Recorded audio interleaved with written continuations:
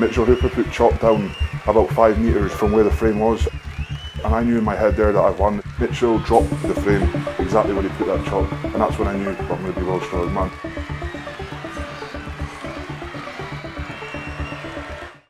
The best thing for me is Mitchell Hooper taking my title. I always had him in the back of my mind. I think it's very healthy to have the champion in the back of your mind, knowing that if he's training, I'm training harder. If he's recovering, I'm recovering harder. Mitchell Hooper seems to be a robot and can do every single competition, and he wins them all. And now you're getting half far back on the scene as well, which now he's saying it's him versus Mitchell, which I don't think. I think it's going to be me and Mitchell for a long time, 1 and 2. I'm just lucky enough that I'm able to win it more than once, and I'm just a humble guy from Invergordon that likes to lift weight but quite good at it. So.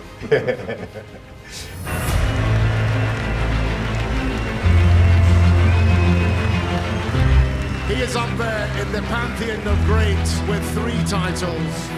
No man from Great Britain has ever won more. The 3 times SPD World's Strongest Man, Tom Stoltman. Hello and welcome to a special World's Strongest Man interview with the 3 times World's Strongest Man, Tom Stoltman.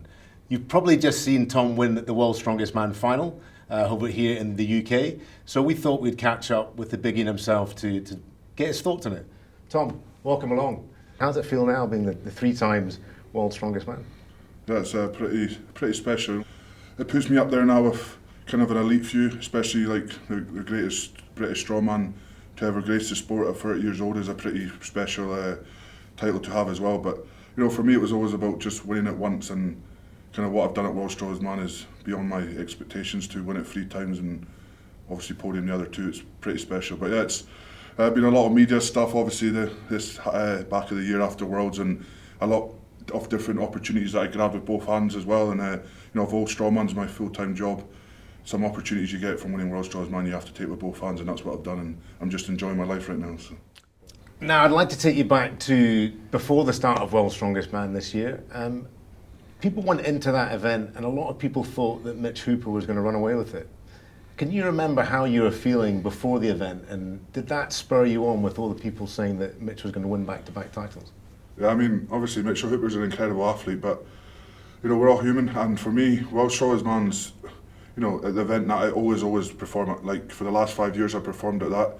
For me it's the pinnacle of strongman. Whenever some kid or someone starts strongman, they always say I want to be the world's strongest man, and that's what every person watching it on TV, everyone that sits down at Christmas time, that's what they know. They know that title, the world's strongest man.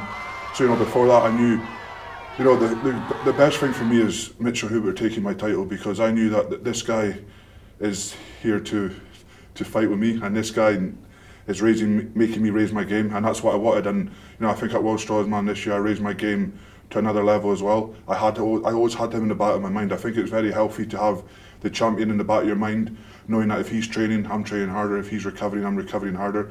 And that was my thought process going in. For me, I'm OCD with World's Strongest Man. Everything's written down, everything's to a T, and that's the only competition of the year that I have like 10 to 12 weeks prep. And people know when I get 10 to 12 weeks prep, I'm almost invincible. It was just him in the back of my mind, but the main focus was make sure I go there 100%, and I know that I'm in a very good headspace, and I'm in the best place physically, as well, and I know that I have a great chance of taking that title back home. So. Both yourself and Mitch breezed through the qualifiers without exerting too much energy. The first event you're up against him in that Giants medley, when you saw, and he's probably favourite for that, got into it, when you saw him flying ahead, and then you didn't see him kind of flying with you, going back the way with the frame carry.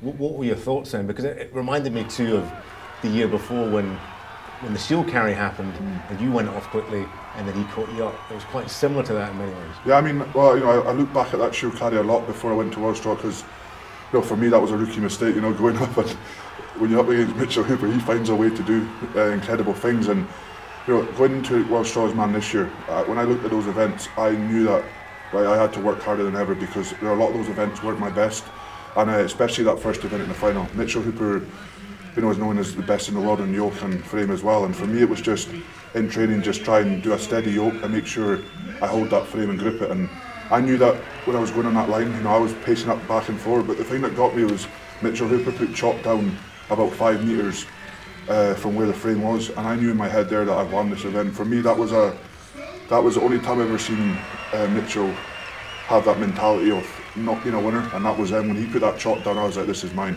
and I just did my own thing. Was slow yoke. Mitchell, no one's going to beat Mitchell in yoke. As soon as I got that frame, it was pick up and go, and Mitchell dropped the frame exactly where he put that chop, and that's when I knew. I think I came second or third at that event. He came 6th or 7th. I knew from there, if I just keep this up, I'm going to be world's strongest man. So from the first event after that final, I knew that I was in the driving seat, and when I'm in the driving seat at Worlds, I'm very hard to be beat.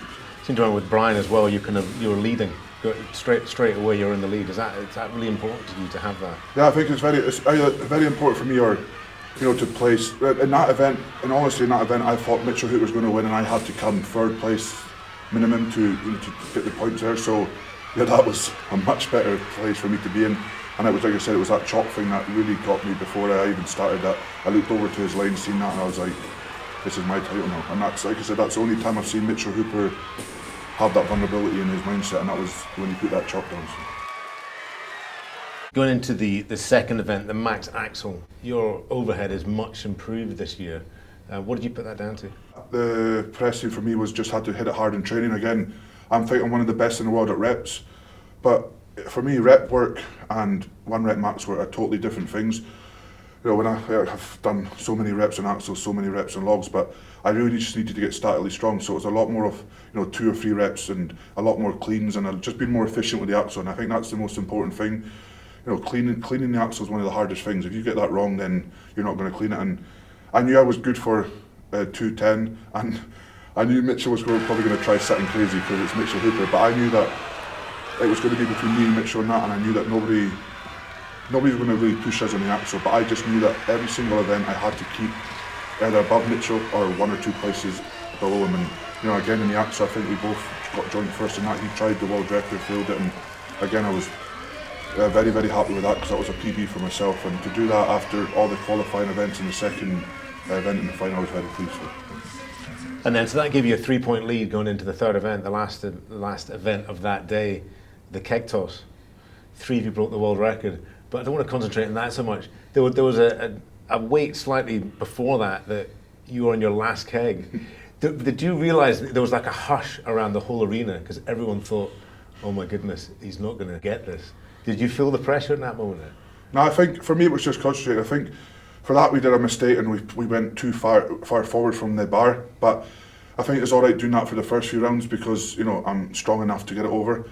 But I think I just, with the adrenaline, I just stayed there, and it was actually Luke who shouted to me, go back, and that third attempt, I was like, just saying to myself before I threw it, you're being stupid, like this weight should be, height should be easy for you, stop mucking up, this is where you lose your title if you lose this throw. And I said that in my head, chucked it over, and thankfully it went over. Obviously got the world record, and then I felt like, I think I went for the height after the world record, and I was so close from getting that as well. I think if I had a bit more energy I would have got a higher height, but again another good result for myself. I think it was 3 of us drawing first place. It was a very good first day of events for me. So.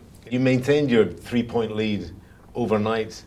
You've slept on leads before at World's Strongest Man. Do you get nervous? What do you do in that day off? Yeah, so the good thing for me at World's Strongest Man, I had my whole team there, and that was a very, I had a sports psychologist, and that's what he said to me. He said, you need to take your whole team there where your job is to lift weights, your wife's job's to make sure you're okay, and everybody else there with you, they'd hate all the stress, and that's what we did. And thankfully that it went 100%. When I went back to the hotel, I chilled in my room for an hour. I went down with Dan and had a half an hour talk with him about the first day, then got the first day out of my head, and then we chatted about the second day, because visualising what's coming out is very, very important for me as well. And I just said, this is what I need to do for the next 3 events to live, because they were really good events for Mitchell Hooper with the deadlift, code and wheel. This is what I have to do to win World's Strongest Man. And I said that over in my head. We analysed it, and then after about 6 o'clock, 7 o'clock at night, had food and didn't talk about the event at all. Had an amazing sleep, woke up the next day ready to go, and had my plan waiting for me and ready to get that title home. A good thing, because the Conan Circle was the next event, and the Conan Circle the year before, you really didn't do that well, did you? You had a nightmare. So no nightmares the night before, but going into that, did you know that if you did this well, then it was it? Yeah, that was the event. Conan's Wheel, you know, I look back, I always look back at the year before these events, and I mean, I think I did Conan's Wheel and I had no hands on it at one point, but that was the event for me. I was like, right, if I come last year, I've lost this title again. It was kind of like the keg, and thankfully for me, I think I was the second last or last up, one of the last ones up in that event, so all I needed to do was come top 3 in that event to kind of guarantee basically winning World Strongest Man, and you know, thankfully I did that. Pa really helped me in backstage as well for a different grip, and it felt solid. And yeah, I just kind of was like, don't drop it, hang on. I'm going from last place in Conan's Wheel a year earlier to 3rd place. It's yeah, what more could you ask for? But that was all it was. It was just grit, hang on, and you know, I was fighting for something there. It was like I was fighting for the World Strongest Man title. I ain't giving this up, and yeah, 3rd place was good enough for me. So. It felt like there was a pressure release there after you completed that run circle. But then you went into the tower deadlift. Were you surprised that you beat Mitch in that? Because a lot of people thought that Mitch would take that. Yeah, I mean, I think, you know, a lot of people say if Mitch was, you know, hands with the way his hands were, but at the end of the day, we're professional athletes, so from, you know, your head down, you should be going into competitions 100%. Hands are part of your job, you know, and as you look back on the first event, he didn't pick up a frame, and I knew that I'd won World Strongest Man when his hands were 100%, so yeah, I think I deserved to win the title that year. I just think I was really consistent, and I went about it, you know, in a very good way, and I think I was mentally strong. Like you said, after the Conan's Wheel, I started like just pacing back and forth in the tent, get my chest up to make sure that everybody knew I was there. You know, I was like just trying to stay around Luke. We had that positive energy. He was being loud, so that everybody knew that, like, you know, Tom's not here to play. And yeah, the deadlift, I got told by Dan, do 7 reps, and you know, if you do 6, that's all right. If you do 7, that's perfect. If you do 8, then that's world class. But you know, 7 reps was the goal for me. Luckily I was out with Rag as well, who's an amazing deadlifter, so that really helped me as well. Did 7 reps, and then yeah, thought Mitchell was going to beat that, but thankfully he never, and I knew from there then I was World's Strongest Man. So. And then the Atlas, you're the best Atlas stone lifter in the world, if not ever. Was there any nerves going into that? There's always nerves going into Atlas stones. I mean, for me, you look at like Glasgow Giant Slag, you look at some of these events that you just, sometimes creeps into your mind when you know, especially at World's Strongest Man, when you've got an hour or 2 before events and you're like, crap, I might not win it. You know, you get messages through from your friends and people saying, no, Tom, you've done it, you're World's Strongest Man, but you know, that's disrespectful to think that at the end of the day, anything can happen. You know, I could have went out when that first stone slipped and that would have been me, so I knew I had a job to do. I knew that I was capable of doing this job, and I knew that if I just did these 5 stones in whatever time, I'd be World's Strongest Man, and that was the goal. I wasn't caring about how fast I did it, I just wanted to do one by one, treat every stone as a single, but make sure all 5 are loaded and win it. And thankfully, you know, I had a really good chill out at the backstage. I let my team pick the tacky for me. I let my team just do everything for me. I trusted my team to pick the right tacky. They picked the right tacky, put it on me, and I did the rest. So that was it. And thankfully, loaded all 5 stones, and heard that Tom Stoltman 3-time World's Strongest Man. It was a pretty special feeling. So. Is there a feeling like it? You've done it 3 times now. Can you encapsulate and try and explain what that feels like? Yeah, I mean, for me, it's every time's been different. Obviously, the first one is very special, but you know, it was COVID, so I just had Luke there, so it was bittersweet because you know, half your family miss out. The second time, obviously, being back to back, it was unbelievable. But for me, the 3rd time, I mean, I've never seen so many Scottish people. I've never seen so many British people in the crowd, and like, the amount of people that came over just to support myself and Luke was unbelievable. To Luke to give me the trophy as well, and just to kind of get that trophy back as well, because I think it is very hard when you lose a trophy to like keep that mindset of like, you know, I'm 2nd place now, I can't be bothered doing this. But it made me work harder. It made me realise, you know, what I had to do to get this title back, and I think all that hard work and sacrifice and you know, the missed nights with Sinead was really worth it to get that trophy back. But yeah, they've all been as special as each other, but every single time I win it, it just goosebumps, and yeah, I'm just lucky enough that I'm able to win it more than once and just try and keep putting Britain on the map, keep putting Scotland on the map. But yeah, I'm just a humble guy from Invergordon that likes to lift weight but quite good at it. So. My image of the end was Mitch Hooper, after you won, he stayed out there and he clapped you around the arena. And I can remember when he won it, you did exactly the same thing to him. And it was a great thing to see that you're both magnanimous, both fierce rivals, but you're both magnanimous and congratulating each other when you both win. Yeah. So it's a great thing to see. Yeah, I mean, everyone knows Mitchell Hooper's an amazing athlete, but for me, he's beatable, and that's the thing that I proved here. I proved at World Strongest Man. I've done it at Giants Live Glasgow, and I think it's disrespectful for people online to say he's unbeatable, because every athlete's beatable. And for me, I had to last year when Mitchell Hooper beat me, the better man won. I'm not going to go and be in a huff and not shake his hand and stuff, because I respect Mitchell Hooper as an athlete, and what he's done for this sport has been unbelievable. And then the same this year as well.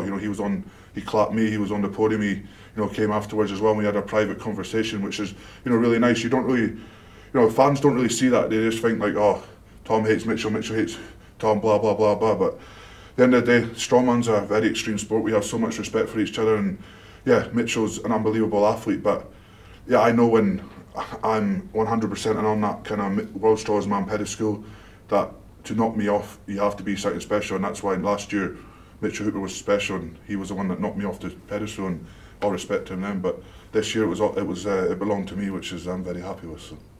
And Mitch had a fine year after World's Strongest Man, and he may well be the favourite going into the next World's Strongest Man. Bizarrely, you've been 3 times World's Strongest Man. It just shows you how close it is. So what is the plans for the future in the next kind of few months before World?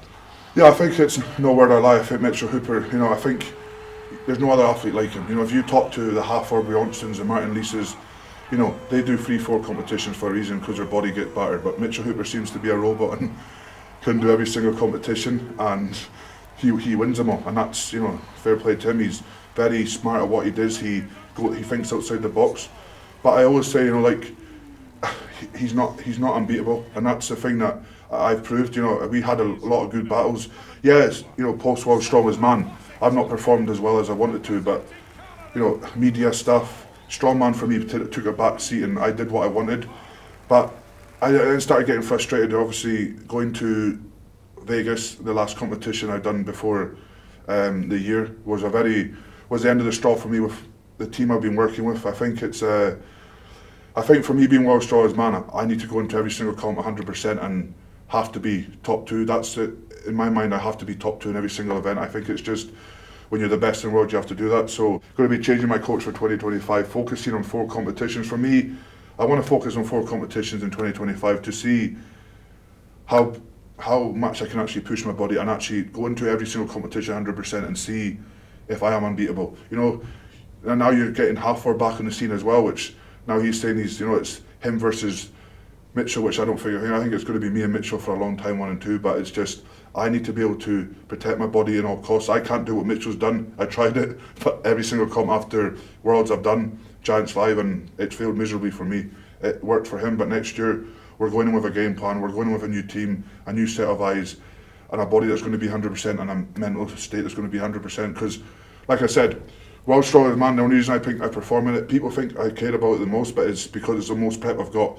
I mean, the only Giants Live show pre-World's Strongest Man is Britain's and Europe's. Everybody knows I don't do Europe, so it's not a busy calendar. So, if I have 8 weeks, 10 weeks prep for the big 4 shows, and I'm going to be going into them 100%. Whereas I'm not having 2 or 3 weeks prep, I can't do that. So yeah, my plan is just to hopefully dominate next year, and then let's see what happens after that. But yeah, the main focus for me is World Strongest Man as well, 2024. Mitchell Hooper will obviously be the favourite. I think right now he's a favourite every competition he does, but I quite like not getting talked about. I think the thing I don't really like right now is a lot of people get you when you have these bad competitions, and for me it's a bit like, I've done a lot in this sport, say with Mitchell Hooper, but right now Mitchell Hooper's the talk of the strongman, which he should be. But I think you have to realise as well that I've had 2 bad competitions the last 2.5 years, and this rivalry is going to keep going and going and going and going every single year. But yeah, let's see what happens in 2025. I'm excited. The main thing about me is I'm motivated again, and I'm excited to start a new chapter with someone else in my team and see what happens. Because I've had, obviously Dan's a massive inspiration to me. He's a friend of me, he's more than just a coach. He was getting a lot of hate online, which he didn't deserve it. I think he's put me to being a 3 times World Strongest Man and the most successful British athlete. So, but I think, when I know it's time to kind of cut ties with him with his injury, and he knew that as well. But he's always going to support me as a friend, and I wanted new eyes, and I think this is going to be the kind of new Tom Stoltman, because I don't think I've competed at 100% Tom Stoltman. I don't want to just be, like I said, turning up for World Strongest Man. I want to be turning up to every single competition and being like, right, I'm ready to compete, let's do this. So let's see what happens in 2025, eh? Indeed. Well, on behalf of everyone in the strongman community and Giants Live, congratulations, the 3 times world's strongest man, Tom Stoltman. One last question. What is more likely to happen first? You winning the first world's strongest man title or Rangers winning the league? Rangers winning the league. Oh, there you go. Okay, thanks. That's all from us. Here comes the hate after that.